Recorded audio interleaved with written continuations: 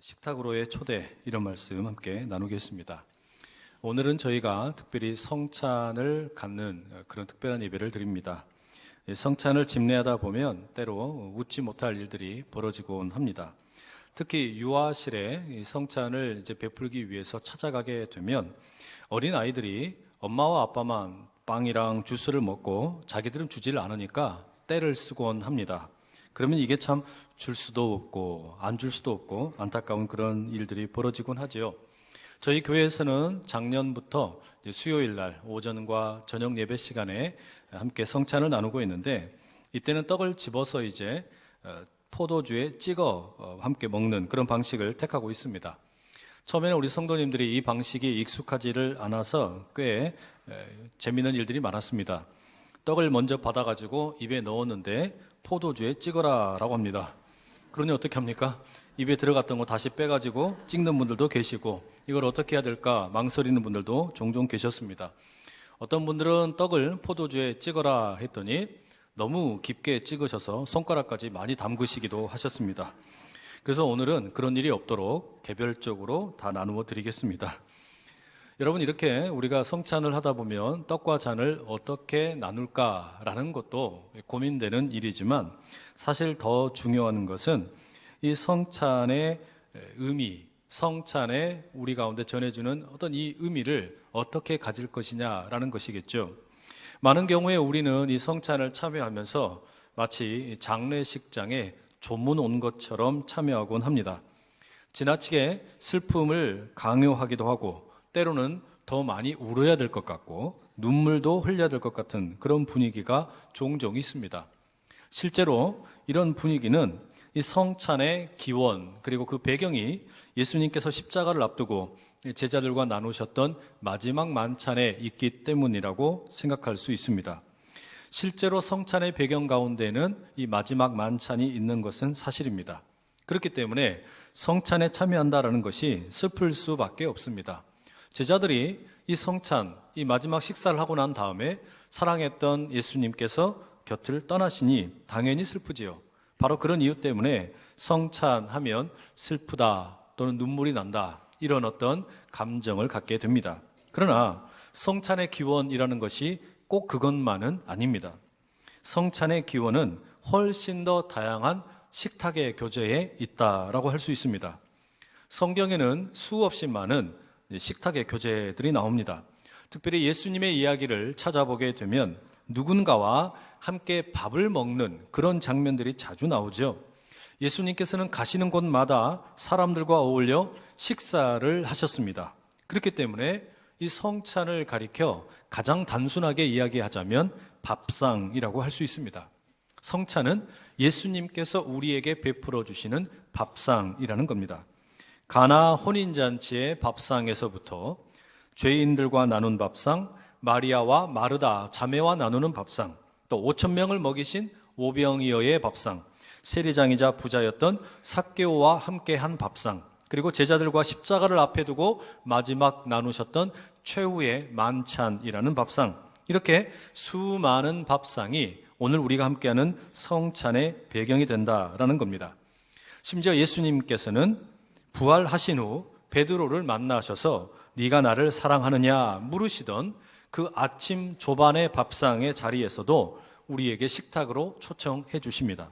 그리고 예수님이 떠나신 후에 이 초대교회 성도들의 모습은 사도행전 2장 46절에 이렇게 기록되어 있습니다. 날마다 마음을 같이하여 성전에 모이기를 힘쓰고 집에서 떡을 떼며 기쁨과 순전한 마음으로 음식을 먹고. 예수님이 부활 승천하신 후에 제자들이 무슨 일을 했냐? 그들은 예수님과 살아생전에 함께 나누었던 식탁의 교제를 자신들이 서로 간에 나누었다, 계속했다라고 고백하고 있습니다. 그리고 요한계시록 3장 20절은 이렇게 말하죠. 볼지어다 내가 문 밖에 서서 두드리노니 누구든지 내 음성을 듣고 문을 열면 내가 그에게로 들어가 그와 더불어 먹고 그는 나와 더불어 먹으리라. 이 말씀은 예수님께서 과거 2000년 전에만 제자들과 함께 식탁의 교제를 나누신 것이 아니라 오늘 이 성찬의 자리에 참여하는 우리 모두 가운데 여전히 마음의 문을 두드리고 계신다라는 겁니다. 우리가 마음의 문을 열게 되면 예수님과 더불어 먹고 교제하기 위함입니다. 그리고 요한계시록은 우리가 마지막 날에 함께 하게 될 그 잔치를 가리켜 어린 양의 혼인잔치라고 부릅니다. 역시 그것도 밥상이지요.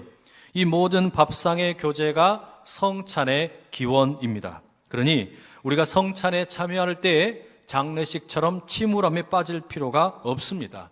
왜 그런가 하니 우리의 이 성찬은 부활하신 예수님을 전제하고 있기 때문입니다. 우리는 언제나 성찬에 참여할 때 예수님의 부활을 함께 기념하고 그리고 다시 오실 예수님을 기억하는 그런 예식으로서의 성찬에 참여하고 있기 때문입니다. 이것을 조금 전문적인 용어로 표현하자면 우리의 성찬은 과거의 사건을 오늘의 것으로 재현하는 아남네시스의 사건이면서 미래에 우리가 맛보게 될 어린 양의 혼인잔치를 오늘 미리 맛보게 되는 프롤랩시스의 사건이라고 말합니다. 이 성찬은 그래서 과거의 사건이 현재가 되고 미래의 사건이 오늘 현재가 되는 그런 사건이라고 말할 수 있습니다. 우리는 오늘 바로 그런 성찬을 대하려고 하는데 이 성찬이 우리에게 주는 의미가 무엇인지 이 누가복음 22장 14절에서 23절 말씀 바탕으로 세 가지로 나누어 전하려고 합니다. 우선 이 성찬이 갖는 첫 번째 의미는 이 환대라고 할 수 있습니다. 오늘 보면 14절, 15절 이렇게 말씀하지요. 때가 이름에 예수께서 사도들과 함께 앉으사 이르시되 내가 고난을 받기 전에 너희와 함께 이 유월절 먹기를 원하고 원하였노라. 예수님께서 십자가 고난을 앞두시고 제자들을 식사의 자리로 초청하신 겁니다. 근데 이 식탁을 유월절 만찬의 식탁이라고 성경은 기록하고 있습니다. 이스라엘 백성들이 애굽의 노예 생활로부터 자유함을 얻게 된 그 유월절을 기념하는 식탁입니다. 이스라엘은 그 유월절 이후에 계속해서 유월절 만찬의 그 식탁을 통해 과거 구원해 주신 하나님을 기억하고 해방의 기쁨을 오늘에 재현하는 일들을 하곤 했습니다. 그런데 이제 주님께서는 제자들과 함께 새로운 유월절 만찬으로 초청하고 계십니다. 과거 수년 전에는 이스라엘 백성들이 애굽 땅에 죽음의 사신이 임하게 되었을 때 문설주에 어린 양의 피를 발라 죽음을 모면한 그런 기쁨을 누렸는데 이제는 예수님께서 직접 어린 양이 되시겠다라는 겁니다. 그러니 자신의 피와 살을 먹고 마시라고 하십니다. 그러면 누구든지 살게 될 것이다 라는 말씀입니다. 유월절 어린 양의 피를 바른 집이 모두 살아났던 것처럼 이제 예수님의 피와 예수님의 살을 먹는 사람이라면 누구나 죄와 죽음으로부터 해방이 되어 영원히 살게 될 것이다 라고 말씀하시는 겁니다. 바로 그 유월절 만찬의 자리로 제자들을 초청하십니다. 그런데 중요한 것은 예수님께서 초청하시는 이 유월절 만찬의 자리라는 것이 아무런 조건 없는 환대의 자리라는 사실입니다. 심지어 이곳에 함께 참여했던 제자들은 모두가 다 배신자들입니다. 그럼에도 불구하고 예수님께서는 그들 모두를 환영하시고 환대하십니다. 우리 주님의 식탁은 사실 언제나 조건 없는 환대의 자리였습니다. 언제나 그랬습니다. 세상에서 환영받지 못했던 죄인들, 세리들, 여인들, 어린이들, 나병 환자들, 삭개오와 같은 자들, 이런 모든 사람들을 조건 없이 환영하시는 것이 예수님의 식탁의 특징이라는 겁니다. 바로 그것을 예수님께서는 지난 3년 동안 제자들에게 보여주셨고 이제 그 모든 식탁의 교제의 의미가 무엇인지 유월절 식탁을 통해서 제자들에게 분명하게 가르치시려고 합니다. 예수님의 식탁은 예외 없이 환영받는 자리이다. 환대를 받는 자리이다. 우리 주님이 부르시는 겁니다. 다 내게로 오라. 내게로 와서 내 살과 내 피를 먹고 마셔라. 그러면 너희가 참된 쉼과 기쁨을 누리게 될 것이다. 여러분, 우리가 성찬에 참여한다라는 것은 예수님으로부터 환영을 받고 환대받는다라는 의미입니다. 우리 각자가 세상으로부터는 때로 환영받지 못하고 거절당하고 환대를 경험하지 못한다 할지라도 우리 주님께서는 이 식탁으로 우리 모두를 부르십니다. 이 잔치상에 우리가 꼭 필요하다라고 말씀하십니다. 예수님, 그 어린 양 되신 예수님을 먹고 마심으로 참된 해방과 기쁨을 누리라고 부르십니다. 무슨 자격이 있어서가 아니라 아무런 자격 없음에도 불구하고 우리를 부르셔서 예수님의 살과 피를 먹고 마시라고 하시는 겁니다. 그리고 주님께서는 또한 이 성찬의 밥상에 참여한 우리 모두에게 말씀하십니다. 우리가 아무런 조건 없이 예수님으로부터 환대를 받고 환영받은 것처럼 이제 우리도 역시 다른 사람들을 조건 없이 환영하고 환대하는 그런 자유를 누리라라고 부르십니다. 우리가 예수 그리스도를 통해 하나님의 환대를 경험한 것처럼 우리도 그런 환대를 다른 사람들에게 베풀 수 있는 넉넉한 자유를 만끽하라라고 부르신다라는 말입니다. 여러분, 우리가 세상에서 살아가는 동안에 지난 일주일 동안 얼마나 많은 환영과 조건을 또 환대를 경험하셨습니까? 우리가 마주하게 되는 세상은 언제나 그 환영을 또 환대를 조건적으로 요청합니다. 대출 상담 환영, 그러나 속을 까놓고 보면 조건이 있습니다. 부동산 매매 환영, 까놓고 보면 조건이 있다라는 말이에요. 세상은 언제나 우리에게 환영한다라고 말하고 환대한다라고 말하지만 그 모든 환영과 환대는 언제나 조건적입니다. 그래서 우리도 그 세상 속에 살아가다 보면 어쩔 수 없이 조건적인 환영과 환대에 머무르는 경우가 너무나 많다라는 말이죠. 그러나 예수님의 식탁 앞에 나올 때 우리는 무조건적인 환대, 그리고 바로 그것을 경험했기 때문에 다른 사람들을 또한 그렇게 환영할 수 있는 그런 능력을 얻게 된다라는 말입니다. 저희는 지금 사순절과 고난주간을 맞이하면서 2주간 특별 새벽기도회를 진행하고 있습니다. 사순절에 한 끼라도 금식을 해야겠다라는 생각에 저녁이나 아침에 금식을 하고 있습니다. 그런데 새벽이 되면 이 저녁을 금식하면 배가 많이 고픕니다.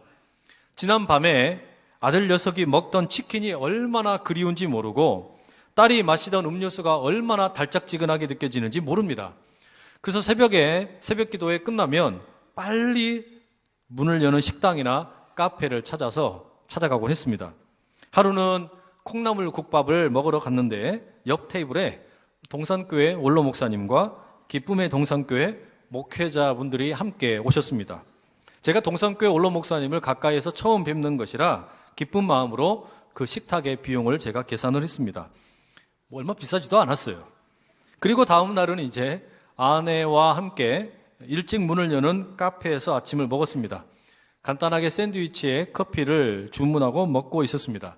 그런데 바깥에서 행색이 남루한 한 여성이 두리번 거리더니 카페 안으로 들어왔습니다. 딱 보니까 노숙자처럼 보였습니다. 이분이 카페 안에서 이것저것 만지작거리다가 점원에게 가격을 묻더니 밖으로 그냥 나가는 겁니다. 당장 쫓아가서 잡고 싶었습니다. 그런데 이미 사라지고 늦어버렸습니다. 점원에게 그분이 무엇을 짚고 들었고 그리고 물었냐라고 여쭤봤더니 쿠키 하나를 들고서 들었다 놨다 하다가 가격을 물어봤다라는 겁니다. 그럼 혹시 저 여자분이 이 카페에 자주 오느냐 물었더니 처음이라고 말합니다. 사실 제 마음은 단돈 10,000원이라도 그 카페에 맡겨놓고 혹시 그분이 다시 오거든 대접을 해 주십시오 라고 말하고 싶었습니다. 다른 이유는 없습니다. 사순절을 보내며 우리는 예수님께서 십자가로 우리를 부르시고 우리에게 무조건적인 사랑과 그 놀라운 섬김을 보여주셨는데 나는 누군가에게 그런 환대와 그런 환영을 해본 적이 있나 생각을 해보니까 이게 별로 없는 겁니다. 늘 목회자라고 대접을 받기만 했지 정작 사람들에게 제대로 대접을 못한 것 같다라는 생각이 들었습니다. 그래서 혹시라도 할 수 있다면 이 사순절 기간에 많은 분들에게 섬기고 싶다라는 생각이 들었습니다. 게다가 그 노숙자가 혹시 예수님이라면 예수님께서 그런 모습으로 찾아오셨다면 어떻게 하나 그런 생각이 들더라라는 말이죠. 여러분, 우리가 이 성찬에 참여하는 것은 예수님께서 나를 무조건적으로 환대해 주시는 것을 경험하는 자리입니다.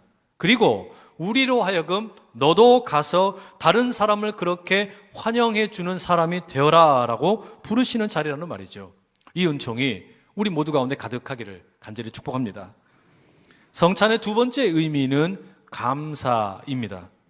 오늘 본문을 보면 예수님께서 떡과 잔을 취하시면서 동일하게 하시는 일이 있는데 감사를 기도드리는 내용입니다. 19절 말씀 이렇게 기록하죠. 또 떡을 가져 감사 기도하시고 떼어 그들에게 주시며 이르시되 이것은 너희를 위하여 주는 내 몸이라 너희가 이를 행하여 나를 기념하라. 예수님께서 이제 잠시 후에 고난을 당하시고 죽음을 맞이하게 되십니다. 몸이 찢기고 피를 쏟게 되시는 겁니다. 그런데 이런 일을 앞두고 만찬을 하시는데 그 떡을 취하시고 포도주를 취하시면서 감사 기도를 드리시는 겁니다. 아니 어떻게 자신이 곧 죽으실 것인데 감사 기도를 드리실 수 있을까? 어떻게 이 떡과 이 잔에 참여하시면서 감사하다라고 말씀하실 수 있을까? 좀 의아하지 않습니까? 그것은 여러분, 사실 예수님께서 지금 제자들에게 눈앞에 닥친 이 차가운 현실에도 불구하고 새로운 미래를 볼 수 있는 눈을 열어주기 위함입니다. 예수님은 떡이 찢어지듯이 살이 찢기게 될 것이고 포도주가 부어지듯이 예수님의 피가 쏟아지게 될 것입니다. 이게 현실입니다. 그러나 예수님께서는 감사 기도를 드리심으로 죽음의 기운이 가득한 자리에 하나님께서 일하고 계시는 은혜를 연결하고 계십니다. 죽음을 이길 수 있는 소망이 그 어두움 가운데 일하고 있다라고 말씀하시는 겁니다. 우리의 삶의 가장 어두운 한복판에 보이지 아니하지만 하나님께서 은혜의 강물로 흘러가고 계신다라는 것을 선포하시는 겁니다. 우리의 삶 가운데 때때로 가장 칠흑 같은 어두움이 가득해서 하나님이라고는 전혀 보이지 않는 그 자리, 그런데 그럼에도 불구하고 우리가 감사를 할 때 하나님의 은혜를 발견할 수 있는 눈이 열린다라는 것입니다. 여러분, 이게 성찬의 의미입니다. 우리가 성찬에 참여한다라는 것은 지금 내가 성찬을 참여하기 이전의 삶의 모습이 아무리 겟셋만의 언덕과 같았고 실패와 좌절과 배신과 배반과 거절당함으로 가득했을지라도 감사를 배우는 연습을 하는 것입니다. 어둠이 가득한 자리에서 내가 감사를 선포하고 감사 기도를 드리게 될 때 우리는 하나님의 은혜가 보이지 않게 일하고 있음을 경험하게 됩니다. 실패가 가득한 내 인생이지만 그럼에도 불구하고 감사를 인정하게 되면 하나님의 은혜를 우리는 볼 수 있는 눈을 뜨게 된다라는 말입니다. 여러분, 그런 이유 때문인지 모르지만 성찬을 가리키는 다양한 표현들이 있는데 예를 들면 주의 만찬, 마지막 식사 또는 성도의 거룩한 교제, 여러 가지 표현들이 있지만 가장 오래된 성찬을 가리키는 이름은 유카리스트라고 부릅니다. 이 유카리스트라는 말은 감사를 뜻하는 헬라 말 유카리스티아에서 유래한 단어입니다. 말하자면 성찬이라는 것은 감사를 배우는 자리라는 말입니다. 우리는 떡과 포도주를 놓고 감사 기도를 드릴 때 세상을 다른 눈으로 보기 시작합니다. 예수님께서 죽기 전날 밤 감사 기도를 드리심으로 죽음과 하나님의 은혜를 연결하셨고 또한 예수님께서 친히 바로 그 죽음과 하나님의 은혜 사이에 다리가 되어 주셨던 것처럼 내가 어떤 형편에 취해 있든지 간에 이 성찬의 자리에서 감사 기도를 드리게 된다면 내가 미처 생각하지 못했던 하나님의 은혜의 파편이 내 삶 주변에 가득한 것을 깨닫게 된다라는 말이죠. 우리가 먹고 마실 포도주 그리고 떡을 존귀하게 여기면 우리가 살고 있는 세상 전체를 귀하게 여기는 법을 배우게 됩니다. 또한 매 순간순간마다 겉으로 드러나 있지 않는 이면에는 하나님의 일하심을, 하나님의 영광이 꿈틀거림을, 하나님의 은혜가 있음을 우리는 보게 되는 겁니다. 그게 성찬이 우리에게 던져주는 감사입니다. 바라기는 이 성찬에 참여할 때 우리 모두 가운데 그 감사의 눈이 떠질 수 있기를 간절히 축복합니다.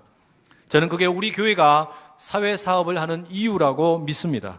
우리는 장애인과 외국인과 어린아이들과 연로하신 어르신들과 청소년들을 다양한 방식으로 섬깁니다. 그들의 겉모습만 보면 전혀 우리는 섬겨야 할 어떤 필요를 느끼지 못합니다. 그러나 겉보기에는 미흡해 보이고 부족해 보이지만 그 이면에는 약할 때 강함을 드러내시는 하나님의 은혜가 있습니다. 바로 그 이유 때문에 우리는 제단을 통해 세상을 섬기고 연약하던 이들 가운데 일하시는 하나님을 찬양한다라는 말이죠. 그 하나님을 날마다 함께 노래할 수 있기를 간절히 축복합니다. 성찬의 세 번째 의미는 회개입니다. 만약에 성찬에 참여할 때 우리가 약간 침울함을 느끼고 슬픔을 느낀다면 그것은 바로 이 회개 때문입니다. 마지막 만찬의 자리에서 예수님은 자신을 배신할 자가 누구인지 밝히고 계십니다. 여러분, 이게 참 슬픈 일이라는 말입니다. 우리가 성찬에 참여할 때 슬픔을 느끼고 어떤 침울함을 느끼는 이유는 예수님이 죽기 때문이 아닙니다. 예수님이 고난당하기 때문이 아닙니다. 그 예수님은 이 성찬의 자리에 우리가 참여할 때 이미 부활하셔서 함께하고 계십니다. 그런데 우리가 이 성찬에 참여해서 왜 슬퍼하는가, 왜 눈물을 흘리는가, 우리가 왜 어떤 침울함을 느끼게 되는가? 그것은 우리가 예수님의 잠재적인 배신자이기 때문입니다. 우리는 예수님의 식탁에 손님으로 초청을 받았는데 우리가 마치 가룟 유다처럼 잠재적인 배신자라는 말입니다. 예수님께서 말씀하시지요. 나를 파는 자의 손이 나와 함께 상 위에 있도다. 그렇게 말씀하신 후에 떡 한 조각을 적셔서 유다에게 건네주십니다. 그리고 식탁에 둘러앉아 있는 모든 제자들을 바라보시면서 앞으로 2-3시간 안에 너희들 모두가 나를 배신할 것이다 라고 말씀하십니다. 여러분, 이게 성찬의 자리에서 일어나는 분명한 일입니다. 그러니 성찬은 우리로 하여금 정직한 회개의 필요성을 깨우쳐 줍니다. 우리도 주님으로부터 수없이 많은 선물을 받았지만 그 모든 것을 잊어버리고 배반할 가능성이 있음을 인정하라라는 겁니다. 그렇다면 이 성찬이라는 것이 여러분 내게 주어진 보상이 아님을 알 수 있습니다. 내가 무언가를 잘했기 때문에 너 잘했구나, 그러면 이거 먹어라, 이렇게 주시는 보상이 아닙니다. 내가 실패했음에도 불구하고, 내가 모자람에도 불구하고, 내가 죄인임에도 불구하고 주님께서 값없이 주시는 하나님의 은혜가 바로 성찬입니다.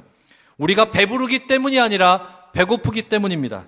우리가 완벽하기 때문이 아니라 모자라기 때문입니다. 우리가 의인이기 때문이 아니라 죄인이기 때문입니다. 그래서 우리는 이 성찬의 자리에 참여합니다. 그리고 이 성찬의 자리에서 정직한 회개로 우리는 부름을 받게 되는 것입니다. 하지만 여러분 기억하십시오.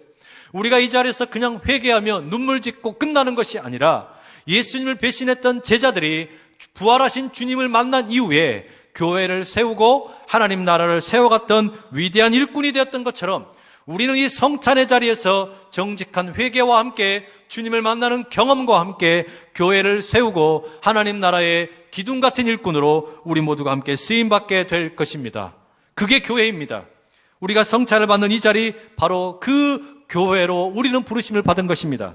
우리는 얼마든지 예수님을 잊어버릴 수 있고 배신할 수 있고 도망칠 수 있는 나약한 자들입니다.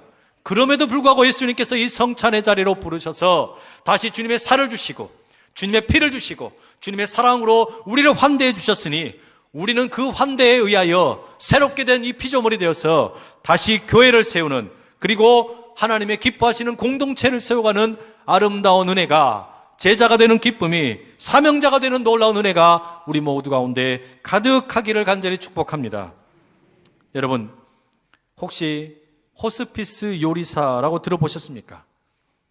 EBS 방송국에서 가지고 있는 프로그램 가운데 가족 쇼크라는 프로그램이 있는데 이 프로그램을 보다가 알게 된 직업입니다. 호스피스 요리사는 죽음을 기다리는 사람들에게 마지막 축제, 마지막 만찬을 만들어주는 요리사입니다. 주로 말기 암 환자들이 가족들과 함께 마지막으로 맛있는 요리를 먹으면서 서로 좋은 추억을 남기라고 건강식으로 추억 요리를 해주는 분이 이 호스피스 요리사입니다. 이 방송 중에 보니까 44세의 말기암 여성 환자의 이야기가 소개됩니다. 이혼을 하고 아들 하나 데리고서 둘이 힘들게 살아왔습니다. 그런데 그 엄마가 말기암으로 이제 죽을 날이 다가옵니다. 아들은 그런 엄마의 죽음을 받아들이는 게 너무 힘들었습니다. 엄마는 그런 아들에게 해주고 싶은 마지막 소원이 하나 있었는데 그것은 아들에게 집밥을 해주는 것이었습니다. 엄마를 대신해서 호스피스 요리사가 식사를 준비합니다. 두릅으로 초무침을 새콤하게 준비를 했습니다. 아들은 그렇게 엄마를 대신해서 호스피스 요리사가 만들어준 마지막 식사를 대합니다. 두릅 나무를 밥에 함께 얹어서 먹는 겁니다. 여러분, 아마 이 아들은 이제 엄마의 죽음 이후에 평생 두릅이라는 단어만 들어도, 두릅이라는 나물만 보아도 그 엄마의 사랑을 잊지 못하고 날마다 눈물 짓게 되지 않겠습니까? 성도 여러분, 마찬가지입니다. 우리 주님의 식탁은 우리로 하여금 과거를 추억하는 흐릿한 흑백 사진이 아닙니다. 날마다 조건 없는 환대와 감사, 그리고 정직한 회개로 초청하는 자리입니다. 우리는 떡과 포도주 잔을 대할 때 우리를 향하여 부어주신 하나님의 사랑이 얼마나 큰지, 마치 죽어가는 그 말기암 어머니가 아들을 위해서 두릅나무를 해준 것처럼 우리 주님께서 우리에게 베풀어 주신 사랑이 얼마나 존귀한 것인지 우리는 이 떡과 잔에 참여할 때 깨닫게 됩니다. 오늘 이 성찬의 자리 가운데 우리 성도 여러분 모두 가운데 그 크신 은혜가 가득하기를 축복합니다. 기도하겠습니다. 사랑하는 주님, 오늘 우리를 성찬의 자리로 불러주시니 감사합니다. 하나님의 조건 없는 환대, 그리고 세상 가운데서 여전히 하나님의 은혜를 볼 수 있는 감사, 정직한 회개로 나를 돌아보는 복된 자리 되게 하여 주시옵소서. 예수 그리스도의 이름으로 기도드립니다. 아멘.